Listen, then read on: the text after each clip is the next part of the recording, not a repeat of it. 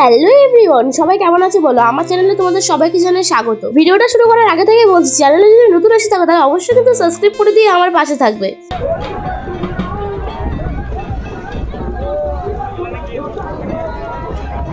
দেখলো তো কি হচ্ছে? আরে আমি তো বলবো সবকিছু, ধৈর্য ধরে ভিডিওটা তোমরা একটু দেখতে থাকো। বিজয়া দশমীর পরের দিন আমাদের এই সুন্দরবনের অঞ্চলে হয় নৌকা বাইচ খেলা। আর গাইস কি যে তোমাদের বলবো, এতবারে লোক হয়েছে। আর নৌকাও দেখো আমার পেছন দিক দিয়ে আসছে, প্রচুর লোক হয়েছিল, সেটা আমি তোমাদের দেখাবো। 3-4টে নৌকা থাকে, আর যে নৌকা ডারবে আগে উঠে যাবে সেই নৌকায় কিন্তু জিতে যাবে এখানে। কিন্তু একটা কথা আছে, এই নৌকা বাইচ গুলো দেখে মনেই হচ্ছে না যে এরা কষ্ট করে ডারবাইছে। এদেরকে দেখে আমার তো একটুখানিও মনে হচ্ছে না যে এরা ডারবে নৌকা বাইচ খেলছে। এত মানুষজন হয় দেখতে, কিন্তু এরা ভালোভাবে নৌকা বাইচটা খেলেই না।